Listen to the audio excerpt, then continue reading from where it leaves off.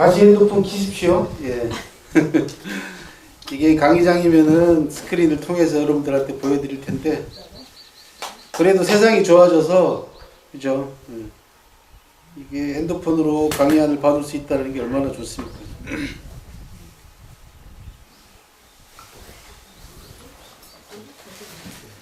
적벽에서 적벽을 이야기하다 첫 페이지 한번 켜보십시오. 예, 그러면은 요 장면이 나오죠, 그죠?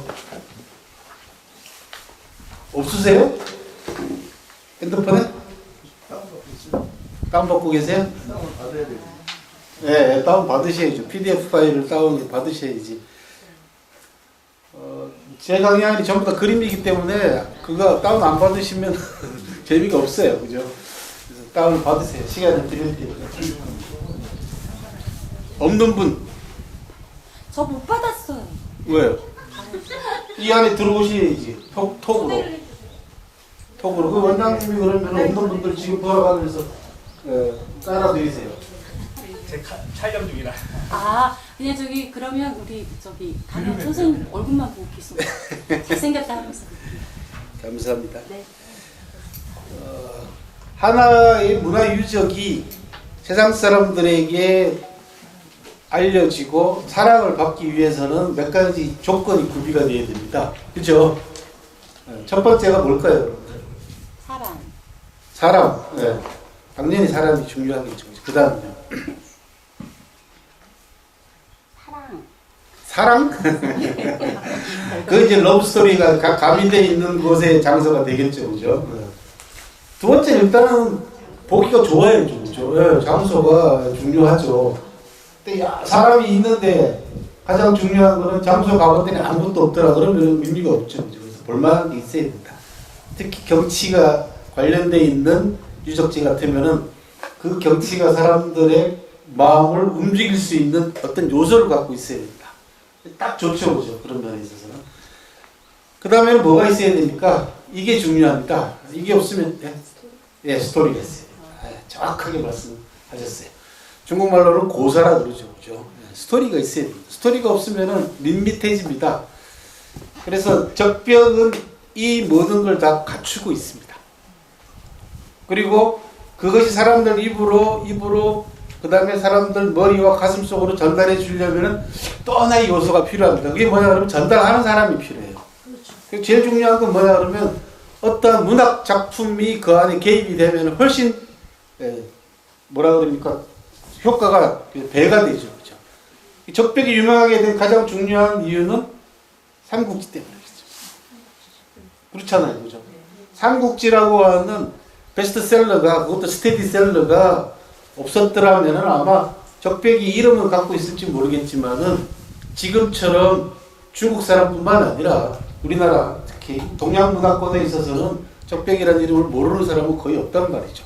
그게 바로 문학 작품이 갖는 또 하나의 파워이기도 합니다. 그래서 이런 요소들이 겹쳐지면서 사람들에게 인구의 입에 오르내리게 되고 또 그 장소를 찾게 되고 하면서 점점 더 부가가치가 올라가게 되는 거죠. 그러면은 그 장소가 하나의 마크가 되는 거죠. 그걸 이제 랜드마크라고 합니다. 그죠?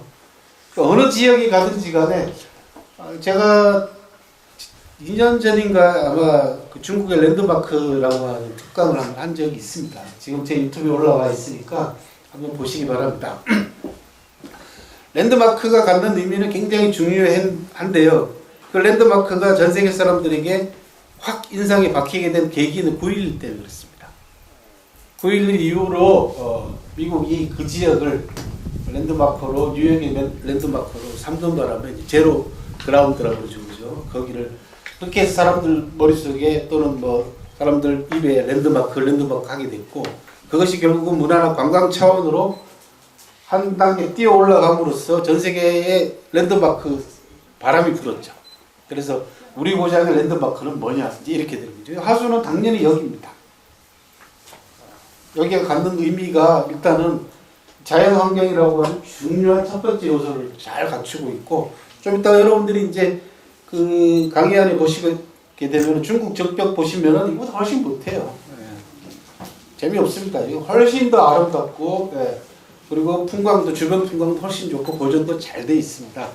중국의 적벽이라는 거는 거기에서 전쟁이 일어났기 때문에 그것 때문에 유명해졌고 그 전쟁을 삼국지라고 하는 문학 작품을 통해 가지고 전 세계 사람들에게 알리는 바람에 또 그것이 이 문학 작품이 단순하게 소설로 끝나는 것이 아니라 드라마로 만들어졌죠. 영화로 만들어졌죠. 거기다가 애들을 위해서 게임으로 어마어마한 영역으로까지 확대가 됨으로써 모르는 사람이 없어지게 되고 그러다 보면 자연스럽게 어떤 마음이 생기냐 그러면 한번 가보고 싶다.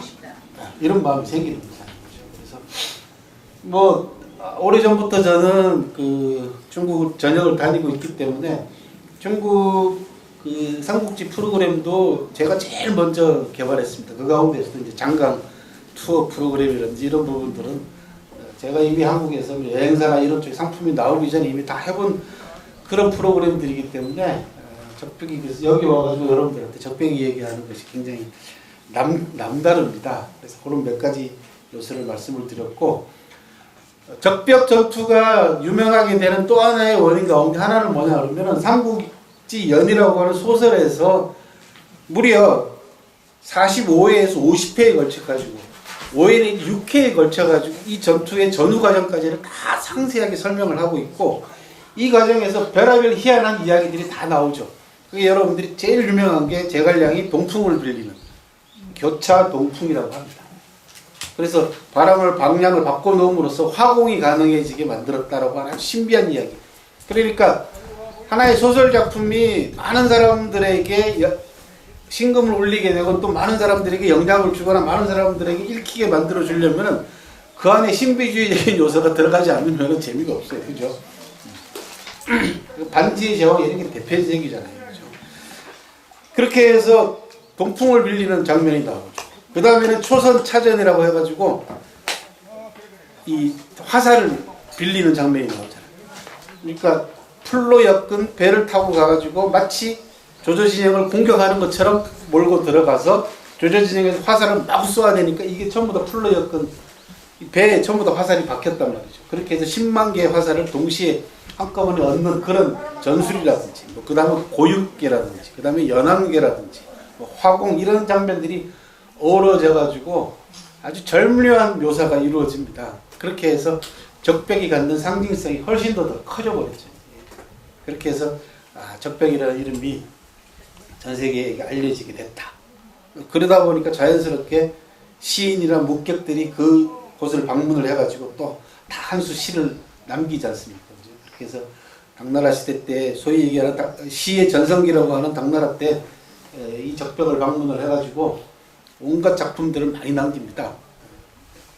중국은 땅이 워낙 넓기 때문에 장안에서 적벽까지 오려면 만만치가 않거든요. 그죠? 그런데도 불구하고 중국의 시인들이나 묵객들은 다니면서 시 작품들을 많이 남겼습니다. 그 가운데 적벽이 이제 대표적인 장소 중에 하나가 됐습니다. 현재 남아있는 기록만 봐도 당나라 때부터 시작해가지고 원나라 때까지 14명의 시인이 다녀간 걸로 현재. 그러니까 이름 없는 시인이나 이런 사람들 빼고 중국 문학사에 아주 화려하게 이름을 남긴 사람들만 해도 14명의 이제 기록이 확인이 되고 작품들은 뭐 수십 작품이 이제 확인이 됩니다. 우리나라에서 적벽이 알려지게 된 가장 중요한 계기는 여기도 있습니다만 하나가 더 있습니다. 이게 뭘까요?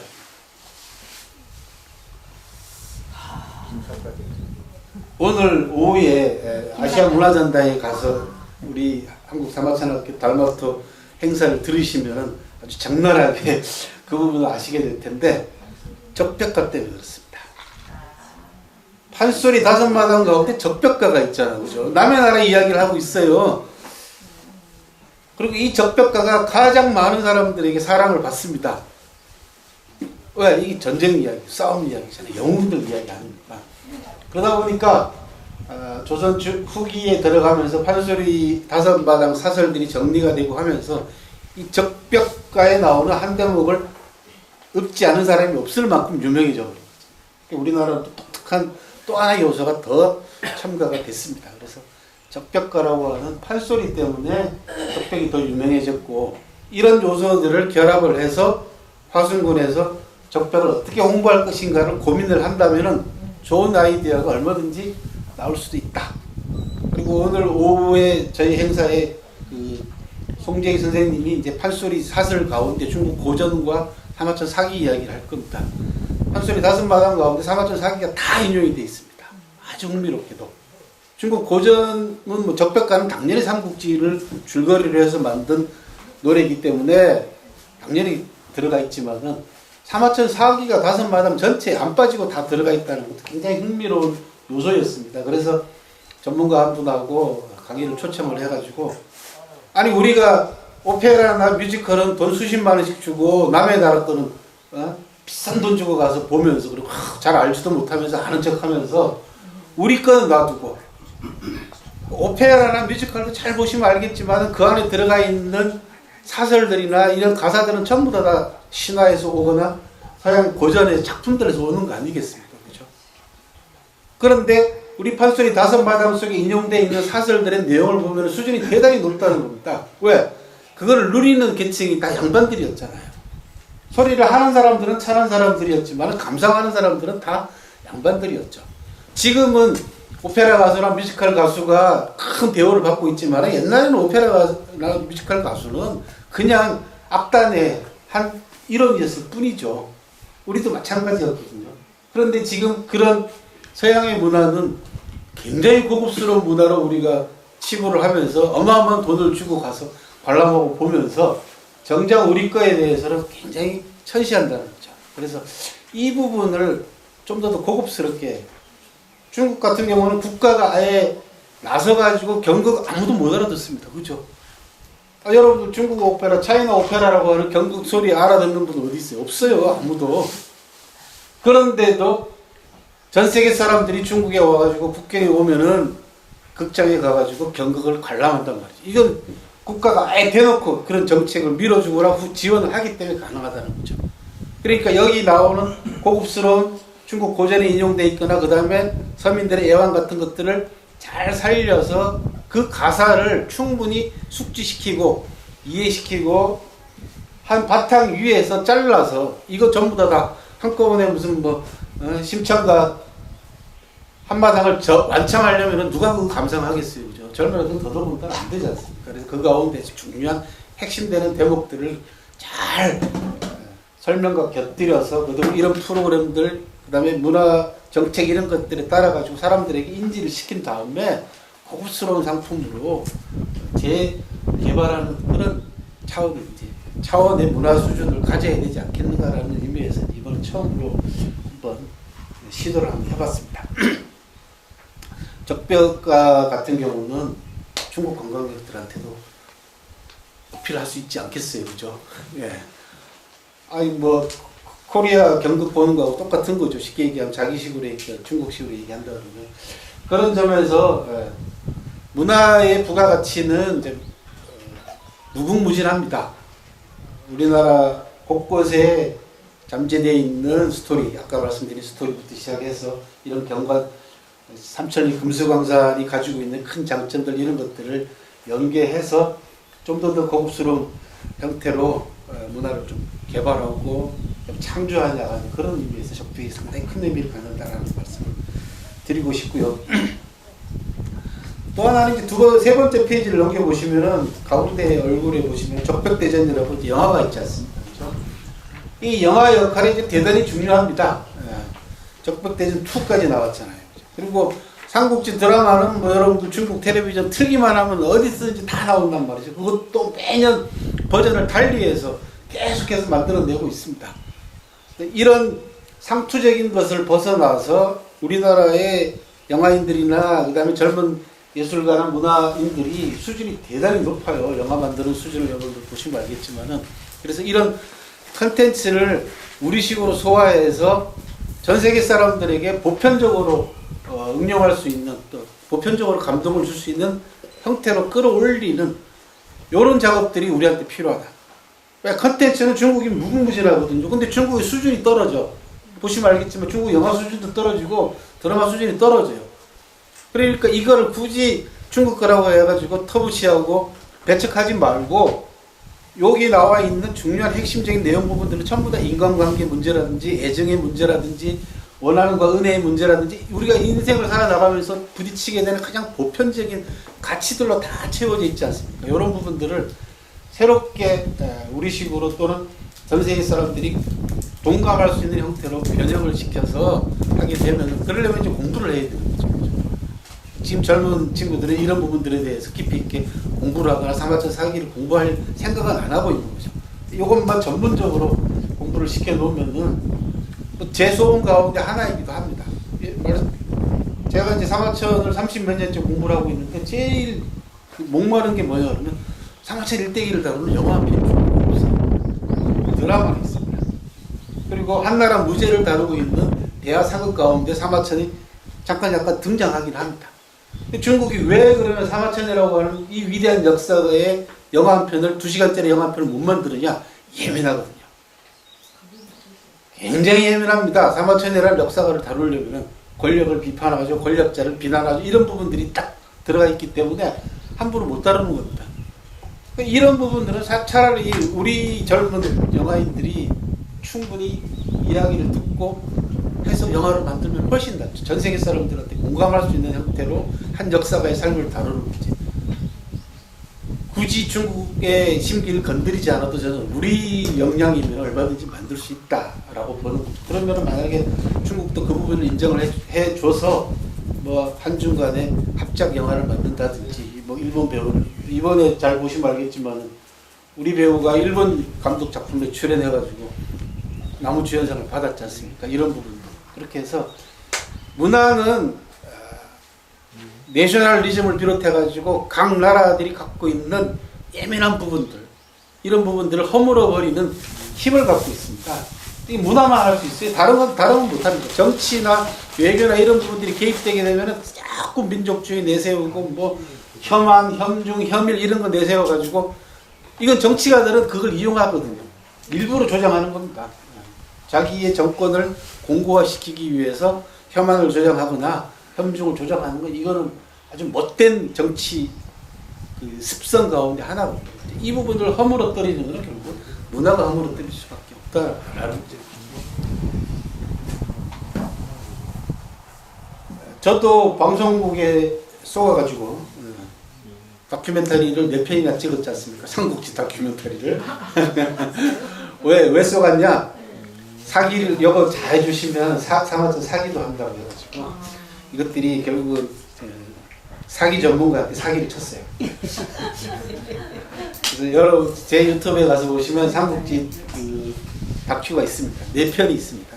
그 가운데 적벽편은 제갈량 쪽에 적벽이 실제로 나옵니다. 그러니까 현장을 확인하시고 싶으면은 그 드라마를 보시면 되겠어요. 그 다음에 이 적벽이 또 유명하게 된 또 하나의 이유가 있습니다. 그게 뭐냐 그러면 논쟁이 붙어요. 이게 싸움이 붙어있네요. 그죠? 네. 문화도 마찬가지고 인물도 마찬가지입니다. 그 인물이 주목을 받는다든지 그 문화나 그 스토리가 주목을 받으려면은 거기에 반대하거나 또는 다른 의견을 내세우는 논쟁이 따라주게 되면은 이게 또 올라갑니다. 그죠? 관심을 끌게 되니까. 제가 살고 있는 곳이 이제 전라남도 영광인데 영광이 백제불교 도래지로 알려져 있어요. 백제불교가 영광으로 왔다는 겁니다. 저 동진에서 마라난타 존자가 저 한성으로 가지 않고 영광으로 왔다는 거예요. 그래서 백제불교가 처음으로 영광에 와가지고 백제불교가 도래됐다라고 하는 그런 속설이 있습니다. 그게 이제 법성포라는 거죠. 그러니까 지금도 백제불교 도래지에 유적을 뭐 아무것도 없는 데다가 뭘 만들어 놨어요. 저 인도 쪽에 유물관도 하나 만들고 가가지고 대충 어디 꼴통품 파는 데 가가지고 사가지고 와서 전시를 하고 있습니다. 이 속설입니다. 정설은 아닙니다. 밖에서는 인정 안 합니다. 왜냐 그러면 왕이 직접 나가서 마라난타를 맞이했다고 기록은 그렇게 돼 있어요. 백제의 왕이 누군가 침류왕인가요? 백제불교가 도래됐을 때가 아마 그럴 텐데 왕이 직접 나가서 맞이했으면은 한성 근교죠. 서울 근처죠. 그러면 인천이나 이쪽으로 들어왔을 가능성이 커 보입니다. 그런데 여기에 그런 민간 전설이 내려와요. 그래서 영광 사람들은 여기가 백제불교가 처음 전래된 곳이다 해서 그렇게 해서 마라난타가 거기에 쉽게 얘기하면 불시착이죠. 가장 그럴듯한 선은 배를 타고 오다가 해류가 바뀌어가지고 이쪽으로 종종 그렇게 오는 경우가 있어요. 우리나라는. 예, 그러다 보니까 저쪽으로 인천 쪽으로 못 가고 남양이나 이쪽으로 못 가고 또 영광으로 붙기 시작했을 가능성은 있습니다. 그리고는 이제 육로로 한송으로 올라갔겠죠. 그러니까 어쨌든 간에 그런 개연성은 부인할 수가 없습니다. 그러면은 영광 입장에서는 이 부분을 전국에다가 알리려면 어떻게 해야 됩니까? 싸움을 붙여야죠. 좀 속된 말로 싸움을 붙여야 됩니다. 그래서 제가 처음 영광 내려와서 교수하면서 영광거리가 제안한 게 그겁니다. 다른 거 하지 말고 불교 도래에 관한 전국 학술대회를 해라. 그럼 돈도 얼마 들어가지도 않고 한 1박 2일 정도. 그러면 중앙에 있는 모든 TV나 신문사들이 와서 취재를 해갈 거 아니냐라는 거죠. 그 논쟁이 어떻게 결론 나는가 그게 중요한 게 아니고 사람들에게 우리나라의 불교 도래라고 하는 문제에 관한 이야기들이 전라남도 영광에서 본격적으로 이루어지고 있다라고 하는 부분이 중요한 거죠. 그러면 여기 적벽 같은 경우는 화성군 입장에서는 중국에 있는 호북성 적벽시, 적벽시입니다. 시 이름 자체가 현급시인데 우리로 얘기하면 군급시입니다. 적벽시하고 교류를 한다든지 해서 중국 사람을 여기 가서 보면은 깜짝 놀랄 겁니다. 왜냐하면 그 적벽보다 훨씬 낫거든요. 예. 말도 못하게 여기가 몇백 배나 보기 좋습니다. 실제로.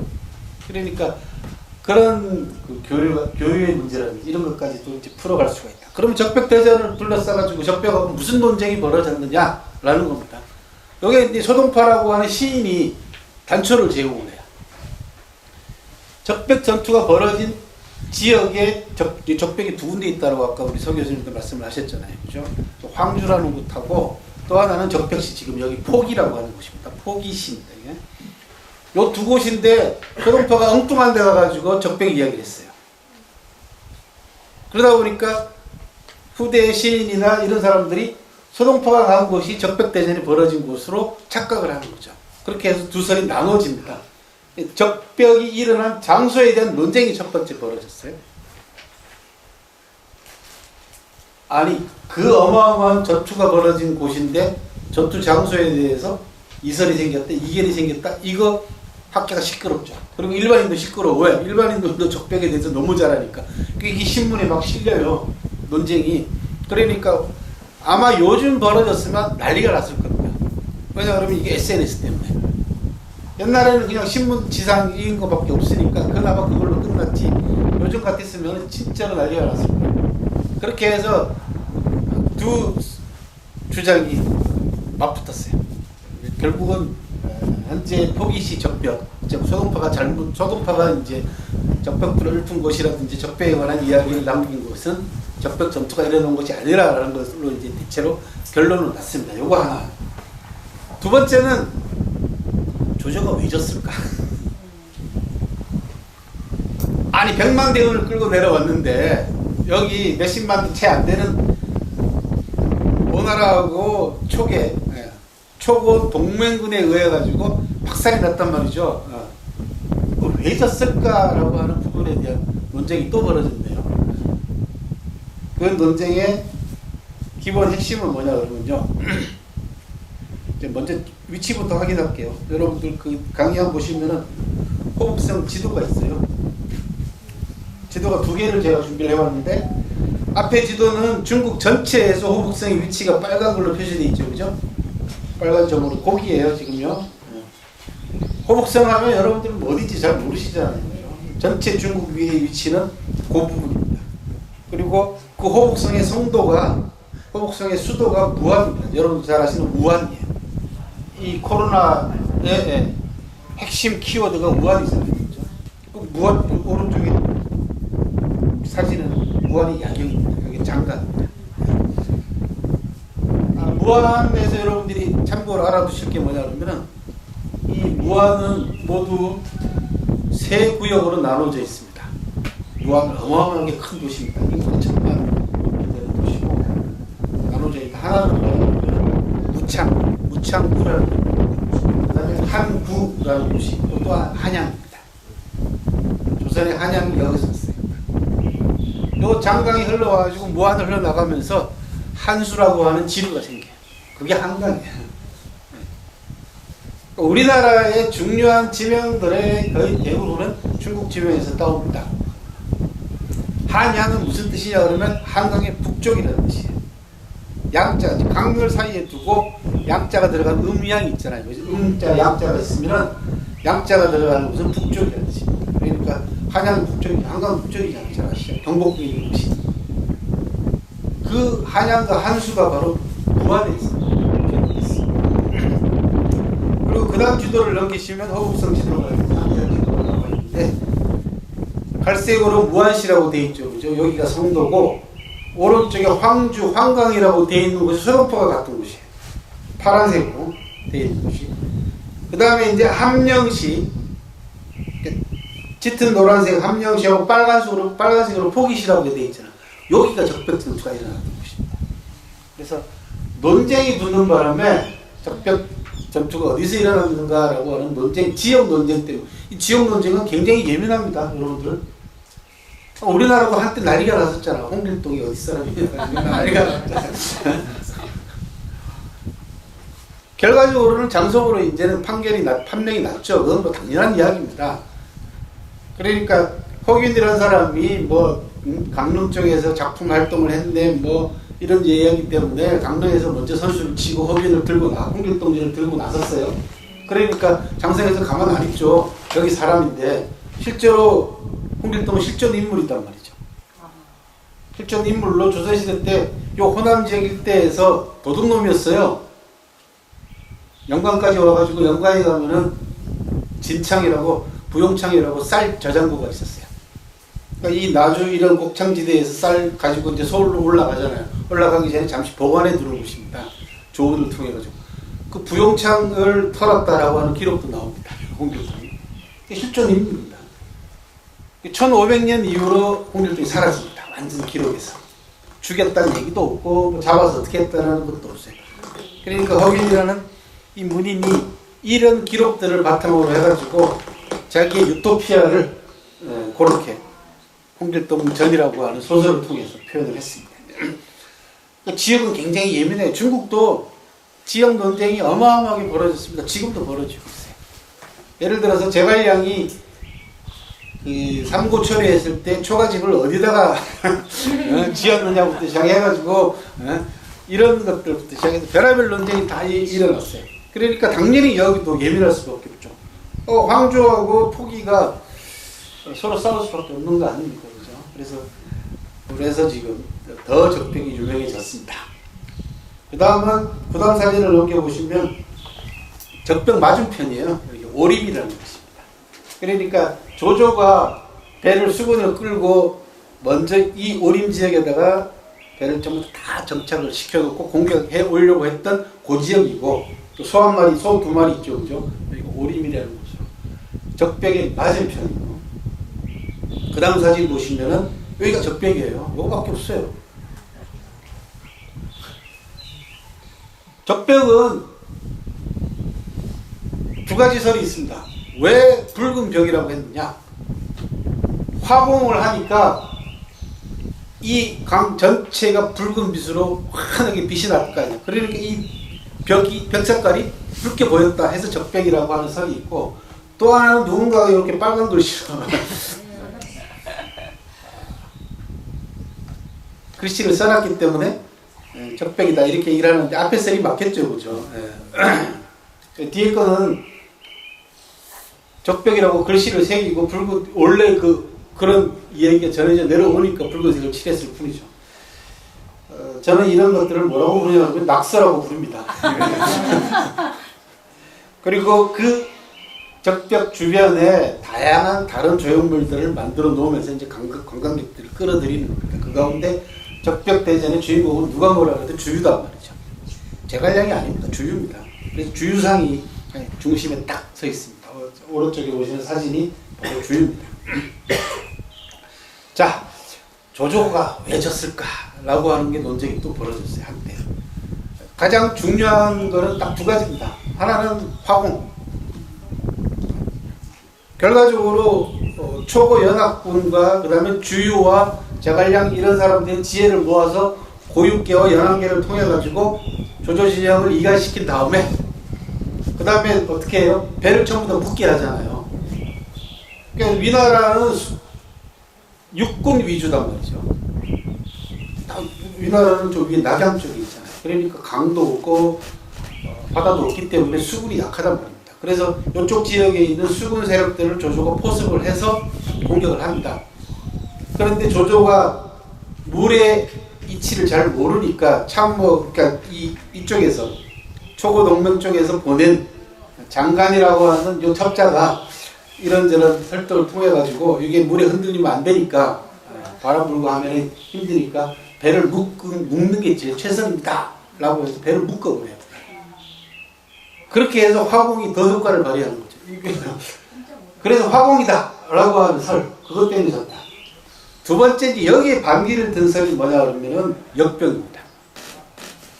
그러니까 호북성하고 호남성 지역에 많이 번지는 전염병 가운데 하나로 주혈흡충이라고 하는, 그러니까 우리 피 속에 머무르면서 빨아들이는 그런 벌레가 이 몸속을 돌아다니면서 사람을 아프게 만들었나 봐요. 다른 말로는 삼풍충이라고 하는데 여기 오래전부터 기록이 내려옵니다. 그리고 이쪽 지역이 여기 풍토병이었던 거예요. 호남성, 호북성 지역. 그래서 전염병이 돌아서 졌다 이런 얘기가 나옵니다. 기록의 일부도 전염병 때문에 역병이 돌아가지고 병사들이 많이 죽었다라고 하는 기록이 있다 보니까 절대적인 기록의 우위는 화공인데 요설을 가지고 의학계 쪽에서 의사들이 반기를 들었어요. 이렇게 돼야 재밌어집니다. 그죠? 예. 자기들끼리 맨날 싸워봐야 재미가 없어요. 여기 전혀 다른 쪽에서 나와가지고 반기를 들어줘야지 재밌잖아요. 근데 여기에 또 하나 재미난 사건이 개입이 됩니다. 그게 뭐냐 그러면 그 다음 장 넘겨보시면 미라가 나옵니다. 보이세요? 그죠? 요게 호남성, 그러니까 중국은 지금 우리가 얘기하는 적벽은 호북성이잖아요. 맨 밑에가 호남이야. 우리 여기 호남 지역이라고 얘기를 하잖아요. 이게 호수 밑 남쪽이라는 뜻이에요. 호북성과 호남성을 가르는 경계는 동정호라고 하는 어마어마하게 큰 호수의 북쪽과 남쪽을 가르는 겁니다. 동정호의 북쪽에 있으면 호북성이고 동정호 남쪽에 있으면 호남성이다. 호남성의 수도가 장사라는 곳입니다. 장사. 여기는 모택동 때문에 굉장히 유명한 곳인데 이 장사에서 2000년 넘은 한나라 시대 때 미라가 발굴이 됐어요. 피부가 그대로 붙어있는 상태로 발굴이 됐어요.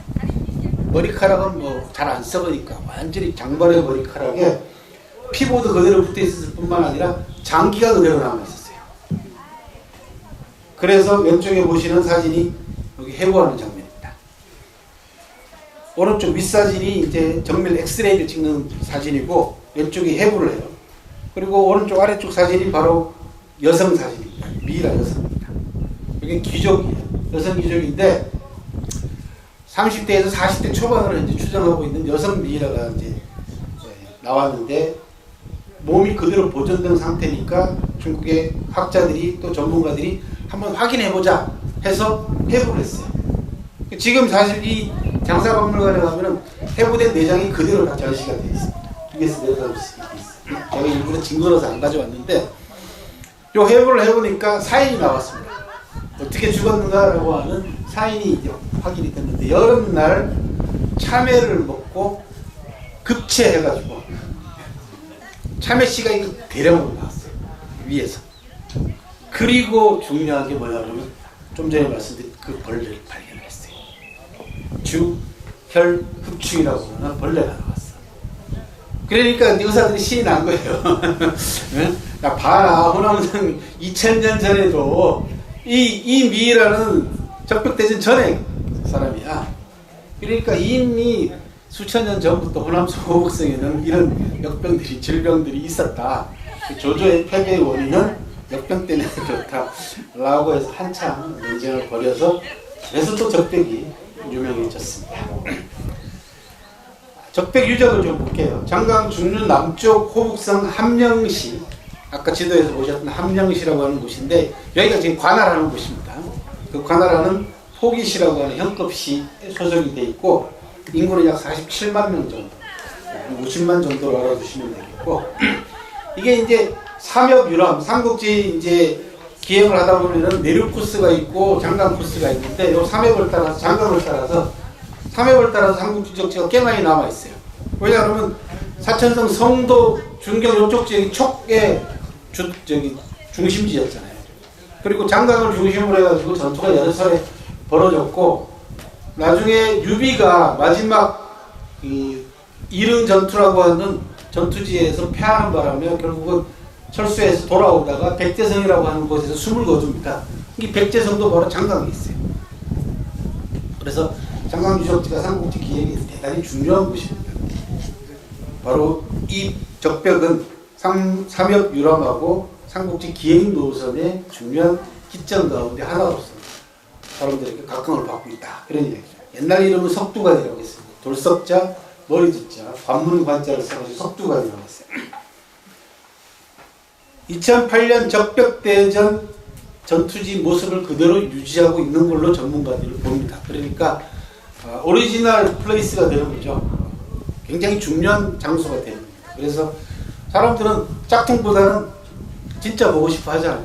그래서 많은 사람들이 여기를 찾았고 지금 보시는 것처럼 사진, 바탕 사진에 보는 것처럼 옛날에 제가 처음 갔을 때 이런 아무것도 없었습니다. 지금은 어마어마하게 많은 것들을 이제 조성을 해놨습니다. 적벽은 이 붉은 글씨 때문에 유명해졌습니다. 다음 페이지 보시면 글씨 크기는 가로 150cm, 세로 104cm짜리입니다. 조그만 어린애 정도의 크기 글씨고 그 위에 있는 흰 글씨로 되어 있는 요 그림 글자가 란자입니다. 란자. 이건 120cm 정도 길이가 됩니다. 그리고 그 옆쪽으로 이런저런 낙서들이 많아요.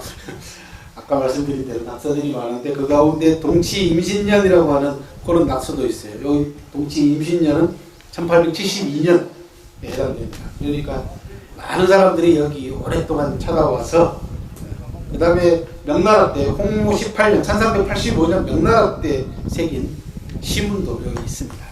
눈에는 보이지 않지만 가서 보면은 낙서가 꽤 많습니다. 그리고 여기 주변에다가 제갈량이 동풍을 빌린 것을 기념하기 위해서 배풍대라고 하는 기념관도 하나 만들어놨어요. 다른 말로는 무후궁이라고 합니다. 왜 무후궁이냐? 제갈량이 죽고 난 다음에 받은 시호가 무후예요. 그래서 제갈량 사당을 무후사 이렇게 부릅니다. 충무예요. 원래 시호는 충무입니다. 이 충무라는 시호는 잘 아시다시피 나라에 큰 공을 세운 무장들한테 말이죠. 이순신 장군 충무공입니다. 그거 똑같아. 제갈량한테 내린 시호가 충무입니다. 충무공은 이순신만 한 사람만 있는 게 아니고 충무도 많고 우리나라도 몇 사람 됩니다. 그리고는 전시관도 있고 그 다음에 봉추함도 있고 이런 유적지들이 주변에 조성이 돼 있어서 1년에 수많은 사람들이 여기를 찾아옵니다. 그 다음 사진이 바로 백풍대입니다. 제갈량의 동풍을 빌린 것을 기념하기 위해서 만들어 놓은 전시관. 그 밑에 보시면 무후궁이라고 다른 이름도 하나 써놨고요. 여기가 이제 전시관입니다. 그 다음 사진 보시면 참 볼품없이 만들어 놨어요. 왜 그러냐면 여기 보시면은 성벽하고 그 위에 뭐 창 끝 이렇게 둥글 도움을 씌워가지고 창 끝을 만들어 놨는데 창문을 만들어 놨는데 이게 오래전에 만들어진 거라서 조형 감각이 미감이 좀 떨어집니다. 그리고 화순 적벽에 관해서는 아까 우리 서 교수님께서 다 상세히 설명을 했습니다. 제가 요약할게요. 전라남도 기념물 제60호 해당되고 동복천, 상류, 창랑천부터 시작해서 약 7km에 걸친 아주 수려한 경관입니다. 여기 배가 다니면 얼마나 좋겠습니까, 그렇죠? 그런데 아마 언젠가는 유람선 다니지 않을까 싶습니다. 또 다녀야 되고 그래야 됩니다. 이제 요즘은 제가 서호에 가가지고 항주 서호에 가가지고 수십 년 전에 한 20년 전에 가가지고 제일 깜짝 놀란 것 중에 하나가 뭐냐면 항주 서호에 배가 어마어마하게 다니잖아요. 굉장히 많이 다닙니다. 야, 이게 기름으로 이 서호 다 오염되면 어떡하냐 할 때 그때부터 전기로 갔어요. 전기로 갔습니다. 네. 전기로 배 다니면 됩니다. 그리고 영광에서도 제가 처음에 뭘 제안을 했냐면 그때 영광 사람들은 법성포 거기에서 11 돈자가 불시착해서 배를 타고 그 조금만 올라가면은 그 원불교 성지입니다. 영산문물대학교가 있고 물개 제1성지입니다. 거기에서 잠깐 내렸다가 다시 거슬러 올라가서 와탄천을 거슬러 올라가서 창건한 절이 불갑사라는 겁니다. 영광 사람도 그렇게 얘기를 해요. 그러면 이 코스를 관광 코스를 만들자. 배를 띄우자, 유람선을 띄우자 그랬어요. 그랬더니 공무원이 잘려고 왜냐하면 거기 갯벌이거든요. 에이 선생님 뭐 갯벌에 뭔 유람선이 다닙니까? 그랬더니 야 너 또 황하 안 가봤니? 황하 하면은 수륙 양용 배가 다녀. 이 뻘에는 튜브로 다닙니다. 튜브를 바람을 팍 넣어가지고 튜브를 쫙 달리고 물에 가면 그냥 튜브 수륙 양용배 있습니다. 그렇게 해서 한 바퀴 올라가면 얼마나 좋으냐. 영광분들이 별로 급한 게 없더라고요. 동복된 상류인 이 노루목인데 제가 잘못 적어낸 거죠. 노루목이라고 하죠. 노루목 적벽, 노루목 막 지어죠. 그 다음에 물령, 아까 말씀드린 보산, 그 다음에 창랑까지 가장 절경으로 알려져 있고 1519년 김효사화 때 동복이 유배 중이던 유학자 신재 최산두라고 하는 분이 여기 와가지고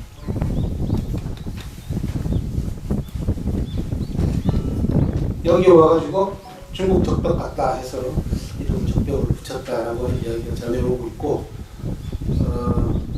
중국 적벽을 보지도 않고 중국 적벽이라고 얘기를 하셨어요.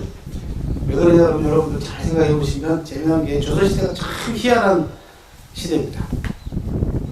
그렇게 조선의 유학자들이 주자 얘기하고 그죠?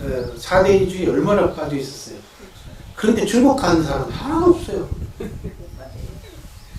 아니 주자를 신 모시듯이 떠받는 사람들은 주자 고향도 좀 가고 그죠? 중국의 서원도 좀 가고 그래야 되는데 희한하게 또 조선 후기 청나라가 들어서고 난 다음에 명나라가 마고 난 다음에 영경으로 그죠? 사람들이 달리기 시작한 것 전에는 공식 사신 외에는 우리나라 중국에 사람들이 가지 않았다는 거예요. 흥미롭게 대단히 폐쇄적인 고려시대 때 말인데요. 잘 아시는 이재현 같은 분은 중국 전역을 돌아다녔어요. 그리고 신라부터 시작해서 삼국시대 때도 그렇고 통일신라 말기 조선 고려 때까지 얼마나 많은 승려들이나 사람들이 중국을 오고 갔습니까? 근데 이놈 조선시대에는 아무도 안 갔어요. 희한하게. 마치 내가 사는 세상이 전부 다인 것처럼 그러고 살았답니다. 이것도 재밌습니다. 그래서 적벽도 안 갔다 오시고 적벽이라고 붙여놨는데 어쨌든 간에 그 덕분에 지금 이렇게 우리가 여기 와가지고 이런 이야기 저런 이야기 적벽에서 이야기를 하게 됐습니다. 그 다음 넘기시면은 여기 화순 적벽 사진이고요. 우리 김강남 원장님께서 찍은 사진이고 잘 찍으셨네요. 그죠? 그리고 오늘 여러분들한테 나눠드린 소동파의 전후 적벽부 있죠. 그죠? 요 적벽부 때문에 적벽부가 또 더 유명해졌죠. 요 천하의 명문으로 이름가 있습니다. 소동파 나이 47살 때 달밝은 밤에 적벽강에다가 배를 띄워 노들면서 지은 글입니다. 그 안에서 적벽대전 이야기를 하는 바람에 적벽대전이 또 관심을 갖게 됐고 적벽이 더욱더 유명해졌습니다. 그리고 이 작품은 풍경과 글을 쓰는 사람의 심경 이런 부분들이 같이 어우러져 가지고 절묘하게 대꾸도 이루고 또 풍경 안에 소동파의 마음이 들어가 있고 소동파의 정신세계 안에 풍광이 들어가 있는 아주 뛰어난 묘사로 후대 문인들에게 굉장히 큰 영향을 미친 그런 작품으로 알려져 있습니다. 그래서 과거와 현재를 회고하는 감상을 반영하면서도 한 인간의 한 지식인의 해탈의 경지를 보여준다라고 하는 그런 극찬을 받고 있는 작품입니다. 오늘 적벽에 오셨으니까 제 강의도 들으셨으니까 나중에 이 전후 적벽부를 또 한번 읽어 보시기 바랍니다. 그만하죠. 더 길어지면은 잔소리가 됩니다. 그죠? 여행을 하거나 문화유적지를 여러분들 다니실 때 되게 두 스타일이 있습니다. 오늘 여러분들 스타일을 제가 다 모르는 상태에서 이런 강의를 해드렸을 때 대단히 죄송한데, 한 스타일은 신 스타일이고요. 신. 한 스타일은 학자 스타일이 됩니다. 학자 스타일은 꼭 다니면 꼭 설명을 들어야 되고 알아야 되는 거고, 신 스타일은 그냥 눈으로만 박아두면 되고 옆에서 뭐라고 그러니까 잔소리처럼 들리는 여러분은 어느 스타일인지 모르겠어요. 그죠? 시인이에요?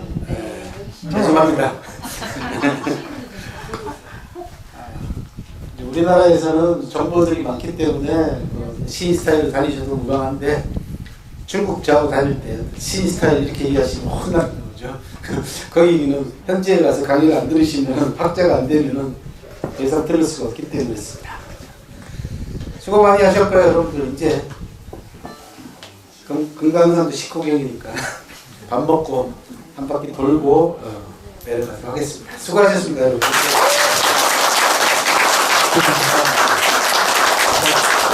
지향 강의 너무 잘 들으셨죠? 네. 제가 지향하는 인문여행이 갇힌 여행, 그러니까 강의실에서만 하는 게 아니라 그리고 하고, 그다음에 일방적인 강의가 아니라 소통하는 강의. 그래서 지금 여기 계신 분 질문 강의실 일방적인 강의만 들을 게 아니라 교수님도 한마디 하고 싶다든가 질문이 하고 싶다든가 이런 타임 한번 가보려고 하거든요. 그래서 제가 시간상으로 이미 예상을 했습니다. 내가 김사과 종명제 못 갈 것 같다. 그래서 이미 제가 촬영을 싹 해가지고 단톡방에 공유를 할 테니까요. 이번 기회에 우리 김영수 교수님 만나 뵙지 않습니까요? 그래서 소감이 됐든 뭐 한 말씀 듣도록 손 들으면 안 될 거 손. 자, 그럼 가장 멀리서 오신 분부터 한 말씀 소감이라든가, 그래서 남양주에서 오신 분 한 말씀. 네.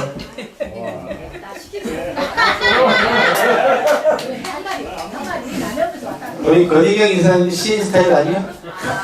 여기는 다 신이요. 그래요? 다 신. 졸았다고 이러는 거예요. 어쨌든 교수님한테 감사드려요. 제가 감사드립니다. 네. 서울에서 오신 분 고 선생님. 앉으세요. 안녕하세요. 앉으세요. 네. 제가 45년 만에 고향을 왔습니다. 네. 서울에서 저는 살고 나주에서 절반 살고 있습니다. 제 동생이 역사 선생님인데 제가 각오락에서 왔습니다. 어제 숙제를 많이 주셔가지고 밤새 숙제를 했는데 했는데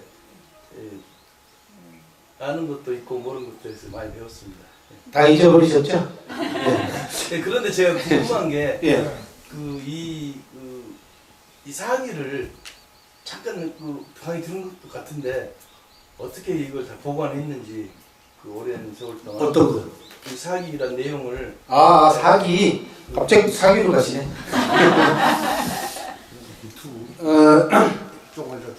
강의 때도 제가 그런 말씀을 종종 드리는데, 사마천이 사기를 두 부를 씁니다. 자기 자서전에서 분명히 그렇게 밝혔습니다. 한 분은 명산에다가 보관해두고, 한 분은 경사를 서울로 보내겠다, 그러니까 공개하겠다라는 거죠. 그런데 이제 사마천은 자기 역사책이 폐기당할 가능성을 염두에 뒀습니다. 그리고 제 추측입니다. 제 예상으로는 사마천이 당시 자기 자신의 성기를 자르면서까지 역사서를 쓰려고 그 묻어내를 썼지 않습니까? 실제로 완성을 했고. 그러니까 사마천은 당대가 알아주는 인재였어요. 그 당대에 같이 살고 있던 지식인들은 사마천의 사기를 언제 쓰느냐가 아마 학수고대했을 겁니다. 언제 완성하느냐. 자기 자신의 성기까지 잘라가면서까지 역사책을 쓰려고 했던 사람이니까, 그러니까 이거 보고 싶지 않겠어요? 선생님 같으면 당연히 보고 싶죠. 그러니까 사마천은 사기를 완성할 때까지 지식인들이 어마어마하게 기다렸어요. 딱 완성하는 순간을 공개된 것들을 어떻게 합니까? 빌려가야 되죠. 이제. 옛날에는 주간이나 목간이기 때문에 이게 한 권 한 권 떨어져 있단 말이죠. 자기가 뭐 130권 아닙니까? 긴 거는 뭐 두루마리 두 개로 됐을 수도 있고 세 개로 됐을 수도 있겠죠. 이걸 쭉 줄 서가지고 빌려가는 거죠. 어떤 사람은 제 1권 빌려갔을 것이고, 어떤 사람은 제 130권 빌려갔을 거 아니에요. 그걸 돌려보는 거죠. 그러면 빌려가서 빨리 달라고 그러잖아요. 뵌 사람이. 야, 너 아직도 안 봤어? 그럼 어떻게 빨리 베끼는 수밖에 없습니다. 초록과 한국죠. 그러면은 이제 바뀌죠. 원본하고 초록하고 바뀌는 수도 있고 오탈자가 그렇게 해서 납니다. 이렇게 해서 세상에 알려지게 됐고 전해지게 됐고 공식적으로는 4, 50년 만에 사막천은 명산에다가 하겠다고 얘기를 했지만 실제로는 집에 보관한 걸로 보입니다. 외손주인 양운이라고 하는 외손주가 나라에 공을 세워요. 그 아버지가. 그러니까 사마천 사위가 공을 세워요. 그리고 사마천 딸하고 같이. 그래서 황제에게 직접 청을 드려가지고 공식적으로 국가에서 이 책을 봐도 된다라고 인정을 받습니다. 4, 50년 만에. 기원전 90년 무렵에 사마천이 세상을 떠났기 때문에 기원 전후로 해가지고는 많은 사람들이 이제 공식적으로 볼 수가 있게 됐고요. 특히 지배계층에서는 사기를 대단히 열렬하게 읽었던 것 같아요. 왜 그러냐? 한나라 시대 때 벽돌로 무덤을 씁니다. 전분이라고 합니다. 벽돌로 무덤 천장도 덮고 옆에 벽도 붙이고 바닥도 깔아요. 근데 단순하게 벽돌을 붙이고 까는 정도가 아니라 벽돌에다가 그림을 그리거나 글씨를 새깁니다. 그림을 새긴 걸 화상전이라고 합니다. 이 화상전 속에 나오는 스토리가 사기에 나오는 스토리예요. 그러니까 죽으면서까지도 이 귀족들이 사기 내용에 있는 고사를 가지고 들어가는 겁니다. 그 정도면은 상당히 많이 퍼졌다고 봐야 되겠죠. 그렇죠? 두 번째는 대중적으로 전파될 때는 어떻게 전파가 되느냐? 비석에다가 새겨서 탁본으로 종이가 발명됩니다. 그게 가장 전파 속도가 빠르죠. 그리고는 송나라 때 들어와서 활자가 나오지 않습니까? 그래서 10세기 무렵에는 활자가 나와서 종이에다가 책을 찍어서 대량으로 복파하게 됨으로써 살아남았습니다. 다행히. 거의 원문 그대로 90% 이상의 원문이 그대로 살아남은 걸로 전문가들은 보고 있고 약 10,000자 가까이가 떨어져 나간 걸로 봅니다. 손을 댄 거죠, 누군가가. 그 다음에 약 20,000자 가까이가 보태져서 52만 6,500자라고 사마천이 밝힌 글자 수에서 55만 자 정도 이제 돌아다니고 있는 판본은 55만 자 정도 됩니다. 또 하실 말씀? 네, 마지막 한 분 하겠습니다. 우리 동광대학교 미디어 콘텐츠학과 유독국 교수님 소감이든 질문이든 한번. 네. 네, 안녕하십니까. 동광대학교 미디어 콘텐츠과 유동국 교수라고 합니다. 네, 여기 이렇게 적벽에 초청해 주셔서 김강남 선생님께 너무너무 감사드리고요. 역시 자연의 아우라와 함께 이 스토리가 있으니까 더 뜻깊은 것 같아서 김영수 교수님 말씀 듣고 이 광경이 더 의미가 있는 것 같고요. 여기 망향정이라고 여기 원래 마을이 있었나 봐요. 마을이 이제 댐을 만들면서 이 마을이 사라져서 이제 노스텔리아의 향수를 이제 그리는 장소이기도 하고 너무너무 아름답습니다. 하여튼 김 교수님이 너무 말씀도 잘하시고 이 사기에 얼마나 찬착하고 계신지 이 강의를 들으면서 이제 느끼게 되는데 너무너무 오늘 이 자리가 행복하고 감사합니다. 네, 즐거운 시간 되십시오. 저희 선생님이십니다. 제가 세 분으로 이제 질충을 하겠습니다. 양지해 주시고요. 마무리하려고 합니다. 그래서 전달사항은요. 여기서 정확하게 11시 50분에 차량을 출발을 시키겠습니다. 11시 50분. 맞죠? 현재 몇 시예요? 11시 반. 반이죠. 11시 50분에. 11시 50분에 정확하게 철거를 시켜서 화순 국민회관에 12시 반에 도착. 그래서 내리실 분 내리시고 해상을 보내차시고 ACC 문화전당에 1시 도착. ACC 문화전당에서 1시간 동안 자유시간 가지시고 2시부터 한국사마천학회 달마도 인문 강좌 3강이 끝나면 5시가 됩니다. 거기서 화숙분들은 다시 화순 국민회관으로 모셔다 드리고 나머지 일정이 마치게 되겠습니다. 그리고 이제 식사하시고 자유롭게 하시고 시간상으로 이해를 좀 해주십시오. 네, 그 다음에 질문하세요. 질문. 사랑합니다. 존경합니다. 감사합니다. 박수를 해주시고 자 그러면 네. 식사하시면서 예. 마지막 앵콜로 노래 듣도록 하겠습니다. 예. 다 같이 박수로 끝내도록 하겠습니다. 예.